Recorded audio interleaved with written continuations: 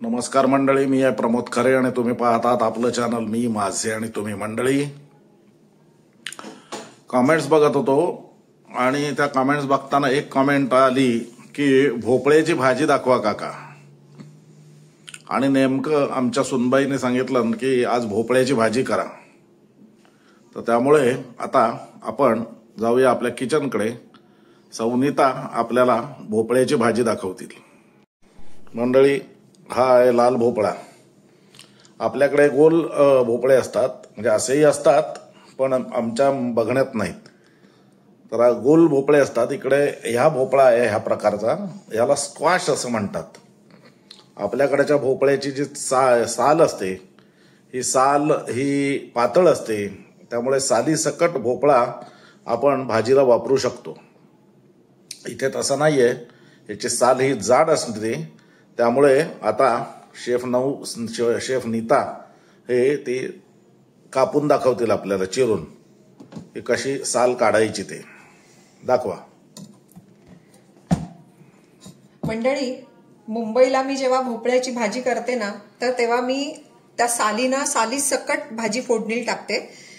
पण इथे मला सुनबाईनी असं सांगितलंय की ती साल घेतली ना तर भोपळा शिजत नाही, म्हणून तिने मला साल पूर्ण काढायला सांगितले. तर आपण आता बघूया.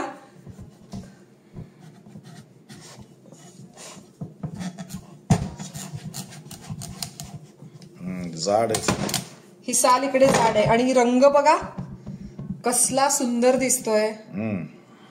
तर आता ह्याची मी वरची साल काढून फोडी कापून घेते भाजीला. आपल्याकडच्या सारख्या बिया पण नाहीत आणि बिया सुद्धा नाहीयेत आपल्याकडच्या सारख्या.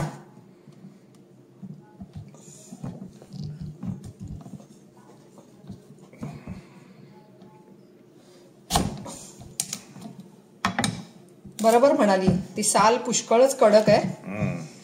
आता मी हे फोडी करून घेते, साली काढून. चिरायला पण हे सावकाश. हो.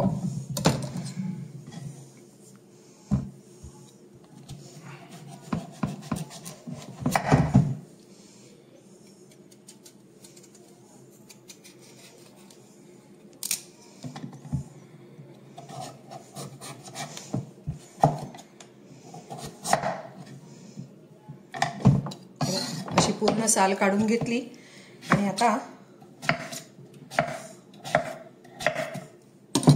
ह्या साईजच्या फोडी करून घेतल्या.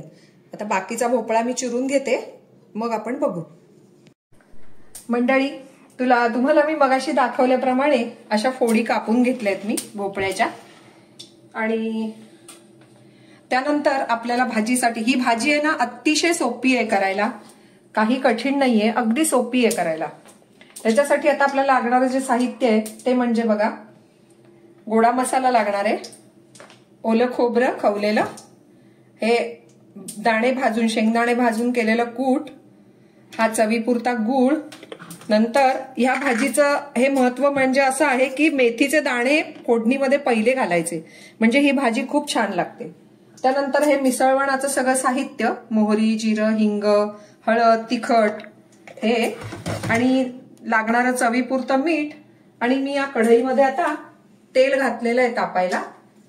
ही एक सुक्की मिरची लाल घेतलीये बघा, इथे मुलाकडे आहे ती. ही जरा तिखट आहे त्यामुळे मी एकच घेतली आहे, नाही तर आपल्या ज्या दुसऱ्या मिरच्या असतात ना त्या मी 2 घेतल्या असत्या. तर आता मी फोडणी तयार करते भाजीची. पहिलं म्हणजे मेथीचे दाणे घालायचे कंपल्सरी या भाजीच्या फोडणीला.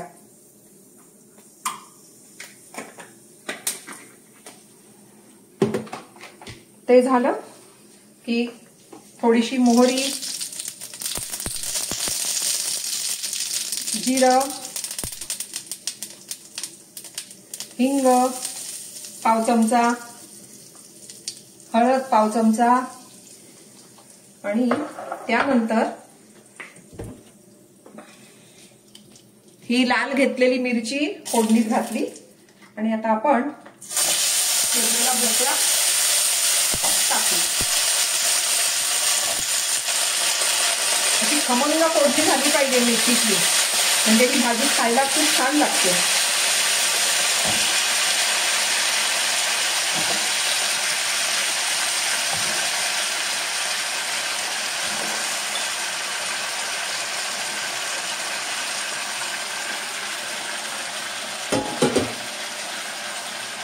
ढवळून घेऊ जरा.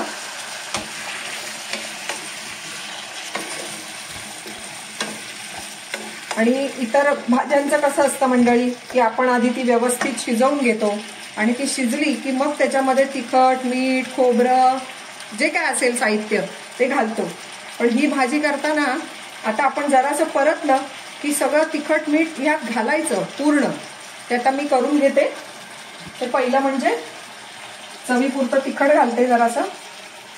हे कलरचं तिखट आहे, कमी तिखट, त्यामुळे हे 1 चमचाभर घातलं. त्यानंतर हा गूळ घालतेय. हा गोडा मसाला हा घरी केलेला आहे, मी मुलाला पाठवून दिला होता आणि आत्ताही आणलाय. नंतर हे ओलं खोबरं, हे थोडंसं दाण्याचं कूट आणि चवीपुरतं मीठ घालते आता या भाजीमध्ये.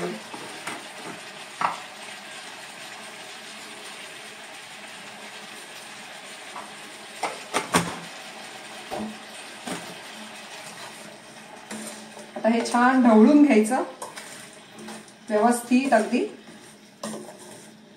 भोपळ्याला आधीच पाणी असतं भरपूर, त्यामुळे ह्यात वेगळं पाणी घालायची गरज नसते या भाजीमध्ये. फक्त ह्याच्यावर जे आपण झाकण ठेवणार आहोत त्याच्यावर जरासं पाणी ठेवायचं वाफ तयार व्हायला. हे बघा, असं छान ढवळून घ्यायची. फोडणी या भाजीची खमंग झाली ना मेथीची की या भाजीचा सुगंध पण छान अगदी दरवळतो शिजताना पण. आता मी याच्यावरती झाकण ठेवून देते. आता हिच्याकडे, माझ्या सुनबाईकडे आता मोठी ताटली आहे ह्याची. ही बघा, ही अशी. तर त्यामुळे मी आता फक्त थोडासा हक्का मारणार पाण्याचा ह्याच्यावर जरासा.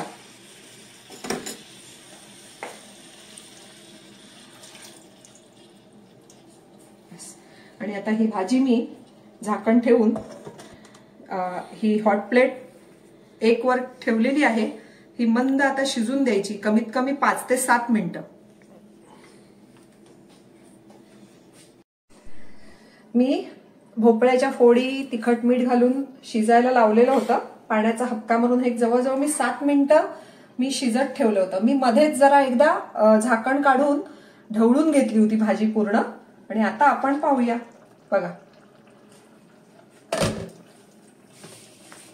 आता ही भाजी व्यवस्थित शिजलेली आहे आणि मी थोडासा रस ठेवलेला आहे याच्याबरोबर. तो आता थंड झाला की पण आळेल. बघा, व्यवस्थित भोपळा शिजलाय छानपैकी. आता ही भाजी आपल्याला खायला तयार आहे. आता मी या भाजीशी पोळ्या बनवणार आहे आज, तर त्या आता मी करते. तर मंडळी, ही होती आपली लाल भोपळ्याची भाजी.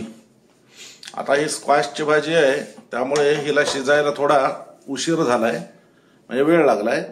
आपल्याकडचे जे डांगर भोपळे म्हणतो ते भोपळे हे पटकन शिजतात. त्यामुळे इथे थोडस पाण्याचा हबका मारलेला होता. आपल्याकडे पाण्याचा हबका नाही मारला तरी सुद्धा चालेल, भोपळा व्यवस्थित शिजतो. हा, एक गोष्ट मात्र लक्षात ठेवायची की पाणी हे नियंत्रित असलं पाहिजे. पाणी जर जास्त झालं तर तुम्ही करायला द्याल भोपळ्याची भाजी आणि होईल भोपळ्याचं भरीत. आणि तुम्ही म्हणाल, खरे काका मी सांगितलंय. तेव्हा ही भाजी तुम्ही पोळी भाकरी कशाही बरोबर खाऊ शकता, नुसतीही खाऊ शकता. आणि या भाजीचं आणखीन एक वैशिष्ट्य तुम्हाला सांगतो. ह्या भाजीमध्ये जर दही घातलं तर छान भोपळ्याचं भरीत तयार होतं खाण्याच्या दृष्टीसाठी. हा आणखीन एक टीप महत्वाची. तेव्हा मी इथे थांबतोय. हा व्हिडिओ तुम्हाला आवडला असेल तर लाईक करा, शेअर करा आणि हो, आमचं चॅनल सबस्क्राईब करायला विसरू नका. धन्यवाद.